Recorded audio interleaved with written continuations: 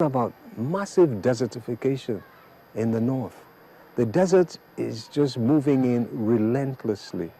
Whole communities are being completely taken over by the ravaging sands of the desert, which is mainly being driven by climate change, which is a global problem that's affecting Nigeria very, very seriously. It's one of the major causes of this awful, awful insecurity that we've been having in the land. It's been acknowledged that desertification, this dispossession of people of where they belong, their homes and their businesses, is major cause of insecurity, because you have hundreds of thousands, if not millions, of young people just being totally dislocated and becoming refugees in their own land. So that has to be tackled immediately. There's a bill that should be passed, it should have been passed, and this is what they call the Great Green Wall Agency Bill. There's supposed to be a legislation establishing the Great Green Wall Agency so that we can come in tandem with other Sahelian and Sahara border countries of West Africa to build this massive green wall of trees that will keep the desert back. This bill was initiated by Nigeria about 5 years ago. Other countries have established it. We are yet to establish our agency. So that should be one of the first things that needs to be done, because, hey, guess what? One of the major areas of desertification is a certain state called Katsina State.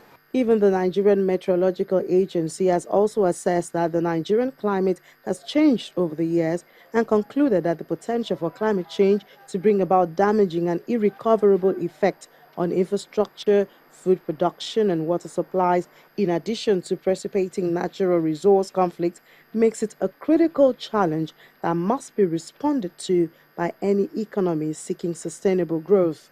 One of the major drivers of poverty in our land is environmental degradation. When you have areas that used to produce all types of crops are now being inundated by the desert, you can no longer grow there. You have places where cows used to go and be very, very happy foraging. But unfortunately, our cows have not been able to learn how to eat sand. So we're having major issues in terms of impoverishment of various locations. In the Middle Belt, we have these terrible gully erosions, which are also wiping out people's farms and causing all sorts of desecration, and likewise on the coastal areas. And then the inconsistency of the rain patterns. Agriculture, which should be thriving in a country like Nigeria. We're so blessed with wonderful climatic conditions and great soil conditions. Agriculture is being very negatively impacted by environment conditions, especially those brought about by climate change. And in terms of economy, it's now been acknowledged by the United Nations that one of the big economy explosions is going to come from what they call the green economy. Because there's no doubt now that we have to start looking at more environmentally friendly ways of producing our energy, environment-friendly ways of growing our food. And in fact, green is now becoming the big catchphrase all over the world. And there's a huge opportunity there for people who want to get a little bit ahead of the race and start exploring what they call green economy. The people have spoken, and so far it's not been very different from what the president has observed even before he was sworn in, and perhaps he has prioritized his area of focus.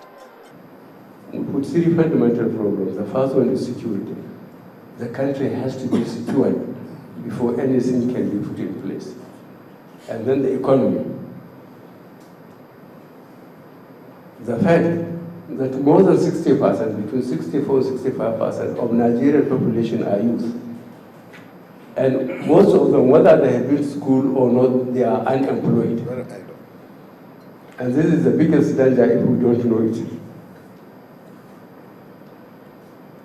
So there must be job for these people, these children, this Nigeria, as quickly as possible, for even us to enjoy the relative peace.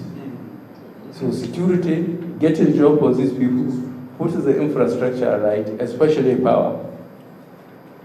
But the economy, the employment quickly will have to turn to agriculture and mining. That's why you can do the quickest.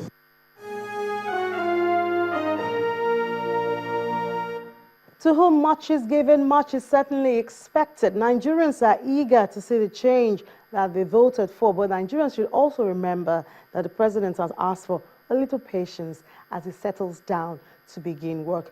Meanwhile, please send us your comments and it could be read on this program. Please begin all comments directed to this program with #BigStory.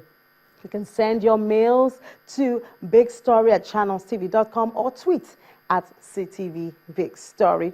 Bye for now. I'm Amy Thompson.